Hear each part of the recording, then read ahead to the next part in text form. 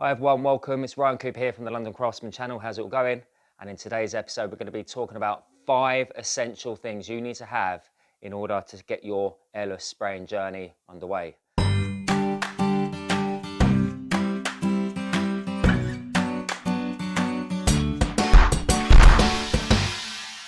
So if that interests you, you're a DIYer, you want to start spraying, you want to get away from the roller, you want to spray fast, paint fast, well, this video is probably for you. Again, I'm going to be showing you 5 essential things that you need to know or have, along with tons of other tips and tricks that I've learned along the way on my journey to becoming, I say, a semi-professional sprayer. So if that suits you, it floats your boat, you're curious, you better stay tuned, watch to the end, and I hope you enjoy. Okay, number 1, your airless sprayer. Obviously, that is the essential part. I guess without the spray, you're not doing anything. And I just see it as you've got 3 different types. Well, firstly, you've got the small version, which is a cordless. This is the Graco Ultra, and in particular the Ultra Max. It's very, very good for on-site, doing tiny little jobs here and there. It's not designed to do anything massive or do long periods of spraying, but it has got a removable pump and you can change the pump if it breaks over time, but they are very, very good sprayers. I wouldn't advise buying one of those unless you are doing one-off jobs like spraying a door or spraying a door frame, or you need to take something to site and need portability. Let's move on to the medium sprayers. So this one is probably the one that most people should really start off on. You've either got a 390 PC like this one, or you can go for the GX21 or the GXFF. Remember, these are all Graco sprayers. GX21 and the GXFF are a smaller version of these. They've got a smaller pump. It's a bit more compact, different shape, and slightly cheaper. A bit more budget than this. I think it's around the £800 mark, something around those marks. And if you are going budget, so it's either the GX21, GXFF, or if you want to stretch that a little bit more, it's the 390 PC. The smaller versions like these, the beginner versions, are for people on a budget, or for people who aren't spraying day in, day out. They might have maybe 2 medium jobs a month, maybe slightly more than that. Don't hold me on that word for word, but they're not meant for constant use, 7 hours a day, for example, 7 days a week. Even though they probably would do the job, the motor probably isn't designed to have that sort of work constantly, and the pump probably wouldn't last as long as such, you know, like a big machine as these two here. Moving on, we've got the 595 or the 695. If money is not an issue and you want something that is going to last you practically all your life, most likely, it's going to be a 695. As long as you maintain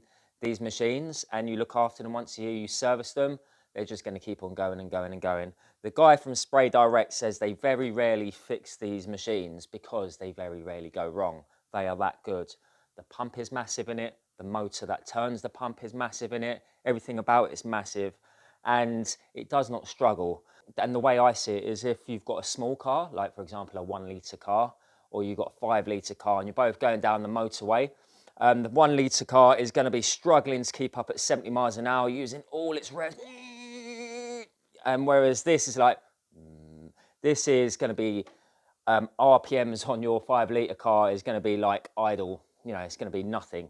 So basically what I'm trying to say is these work a lot less hard to push that paint out for you. And the pumps, like I said, are massive on them. So if you are doing constant work, for example, you are spraying day in, day out like me, I always use this. If I've got 2 jobs on the go, like I have right now, one is a white and one is a colour. So I have 2 hoses coming off, both going to the same place, both set up with the paint in them. And then I can just juggle 2 colours. And that is the way I do it. So these are around the £2.5 mark. This is probably around 2.2. This is the next one down. These are probably about £1,400. And the other medium size one, the GX21 and GXFF, are probably around the £900 mark, I believe. These are around £600 or £700. So forget about those unless you are doing tiny little jobs. I'd say the GX21, the GXFF, or the 390, but I would recommend this. If you are stretching and you have got the money and you're investing, go for a 695 Pro Contractor, the best one they've got. Okay, so that's number 1, which is the sprayers. Let's talk about number 2, which is the tips. Okay, so with the airless sprayers, we rely on the tip, which is this green tip here, to tell us how much paint is going to come out of the gun how wide and how fast that fan's going to come out. And the tip that you are after is a FFLP, fine finish, low pressure. It's going to be green like this. And they are a few different types. If you are spraying walls and ceilings, you're probably going to be after a blue because you've got bigger holes. Basically, the bigger the hole, the more paint comes out. These are designed to be spraying up really, really nicely atomized paint as best as it can for an airless sprayer. Remember, these airless sprayers spray out at up to 3,300 psi. So in terms of pressure, think about your car tyre. You pump your car tyre up to about 30, 35 psi. They don't rely on air to push the paint through. They rely on pressure. If you get air in the system, it's not going to work, hence the reason airless sprayer. So we are needing that pressure to push that paint through the unthinned household paints, effectively, mainly through these fine finish tips, and the green ones give you the best finished. I generally use a 310. You can get 410. Basically, the first number, which is the 3, it determines the width of the fan. So 3 times 2 equals 6 inches. And the 10 at the end determines the hole or the amount of paint that comes out. So I recommend a 310 fine finish, or a 410 or a 210, and you can play around with those numbers. Have a look online and do a bit of homework on different tips if you are unsure. Essential number 3, PPE. So you've got your goggles and your mask at a minimum, I would say. Don't start spraying anything until you've got these two on. These sprayers spray at 3,300 psi max, which can be lethal if any paint gets in your eye. Also, the dust that you're going to be breathing in, the overspray, is not going to be good for your health. Make sure you get the correct mask. We've got JSP ones, and we also use 3M. I prefer the 3M. I like the way that these just wrap over your head and they're easy to come off, and they just hang there and you just click it onto your head afterwards. I'll leave links to these in my description. But make sure that you get the correct filter, the one for spray paint, and if you are going to be using your kerosene heater, any fumes, any toxic gases, for example, like kerosene gas, fumes that come off your heater, you need to get the correct filters for those. So they are essential. Do not start spraying without these. Okay, essential number 4 is extractor fans. With my homemade filters, as you can see here and here, there will be a link up the top right now for how I made these. Because I built this fan around them, I turn my fans on first and they just simply suck on. And it does change the speed of the fans ever so slightly. These are so cheap, at only 50 pence each, that after you've used them for half an hour, they do get clogged up. All you simply do is rip that front layer off and you extend the life of them, or just get rid of them and put a new one in. They're really, really cheap. So if you are being more professional, opt for these. Remember, these ones that you can see here, I'm going to put the link in the description, and they do come with variable speed. So when you have these on, you're going to obviously need an air draw from somewhere, like a door open or vents in walls, but make sure you have enough, otherwise you'll overheat these things because they're going to be trying to suck the air through all the gaps in your walls. You need good airflow. You need a clean spray room or a clean room so it's not sucking the dust in past your work, and obviously keep overspray to a minimal. So these fans here, they are just flat.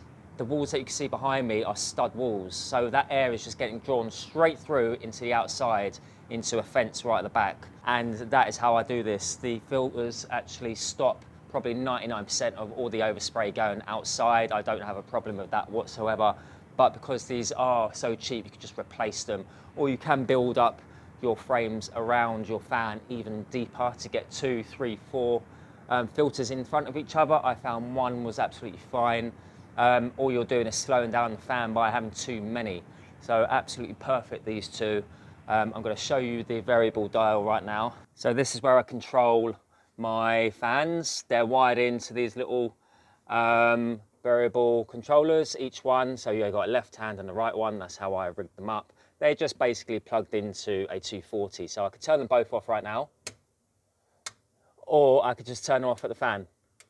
And if I just turn them full blast, I'll give you an example of how powerful these things are. Let me take that off.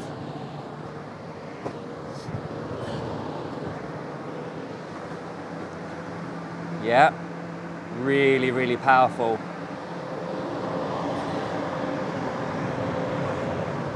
too powerful. I'm going to go and turn them down. Yeah, don't need them that. I literally have a minimal both times. And click them off. Essential number 5, the spray room, the spray booth. And what I have here is an 8-meter long room by 5 meters by 2.5 tall. You can simply, if you don't have this space, you can simply just get the space that you have, for example, your workshop, and just line it with plastic. You can get these extendable poles that just extend and wedge between the ceiling and the floor, and then just pull out plastic and you can create a little spray booth area. You can get Corex, like you can see on the floor here, floor protection, and lay that on the floor. So once you've finished, you just peel the plastic away, either reuse it or just chuck it away or recycle it, shall I say. The Corex you can definitely reuse because the paint peels off. But essentially, a spray booth is what you need, and a spray table. Without that, it's going to be a little bit tricky. You're not going to get great results. You're going to have to be spraying outside in an uncontrolled environment with dust and bits flying around. So with a clean spray booth or a spraying area is essential. So there you have it, your 5 essentials to get you going with airless. There are more things obviously that you're going to need to know and buy in order to make your life a little bit easier to start spraying. Firstly, it's your spraying technique. That is going to be the one that is the hardest one to learn, I guess. Once you learn that and you spray and spray and spray and you get your experience up, you'll get better and better and you get more experience and you'll make your life a little bit easier. But apart from that, I'm going to be showing you quickly a few accessories and a few other bits and pieces that you need to know to make your life a little bit easier. Okay, so accessories. So I've got a spare pump for that 390 over there. I've got a spare gun. I've got actually a few spare guns and a few guards. I've got spare tips, tons of tips. Remember, these do not have infinite amount of lifetime, so you will have to replace these every maybe 200 litres or so, maybe less, I might be wrong there. We've got an inlet filter where it dips into your paint. We've got manifold filters and we've got gum filters. We've got cleaning bits and pieces like a toothbrush. This is so handy for cleaning these up. That is tip number 1 there. That's my handiest thing. Little 10p toothbrush. Just make sure you carry spares of your PPE. You've got pump armor to store your machines. We've got gloves. I'll go through tons of these gloves. Just to keep your hands away from all the paint. Makes it so much easier to clean up, especially when I'm cleaning the sprayers up. Wearing a pair of gloves saves you so much time and hassle. Let's move on. We've got the blue roll. Everyone's seen these blue rolls. Absolutely essential. We've got a brush. So when I'm spraying, I've got it on the spray booth over there. I just give a little brush just to make sure there's no debris sitting on the top. I generally have 2 dedicated boxes for my 2 sprayers. I've stopped using them for now because I need storage, but I had one of these in this box and another one in there because remember, I do have 6 of these lying in my storage and I've got 2 of these. So I've got 9 sprayers in total, including that one. Other things, we've got this little grid. So this grid is sort of like a driveway grid. Fantastic, it lets the spray drop through. So if any spray does get on the floor, you're not walking it into your boots and then walking it all the way down. As you can see here, there's no paint on the floor and I've been spraying in here for 3 years. Fantastic. The Corex is also another fantastic move on my behalf. I love this. It just saves your floor from getting mucky. A £2 turntable, cooking turntable off Amazon. I'll leave a link in the description for that. Fantastic for spinning your work around, doing all the edges. Use a coat hanger to hang your guns up. We've got a little spit bucket here. Line that with one of those disposable lining bags. So when you want to get rid of it, you can just bag it up. We've got the twin slot shelving to make your shelving adjustable. And we've got these pipe protectors that just slide over the top. And I think that's about it. I think that's all my tips and tricks given away for free there. I think that's worth you subscribing, isn't it? Joining my membership. Remember, I do have membership now. And we've got different perks such as spraying lesson is one of them. So if you feel like what I've given you today is worth it, hit that subscribe button, hit the like on the video and ultimately join.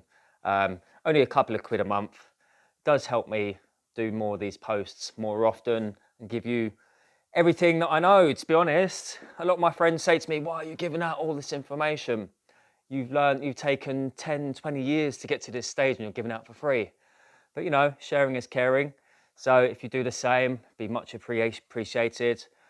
Other than that, guys, I'm going to get on with my day because I've got tons of spraying to do, as you can see behind me. I hope you enjoyed it. If you've got any questions, leave them in the comments bar. Remember the links in the description, etc., etc. Take it easy. Have a good rest of the day. Bye for now.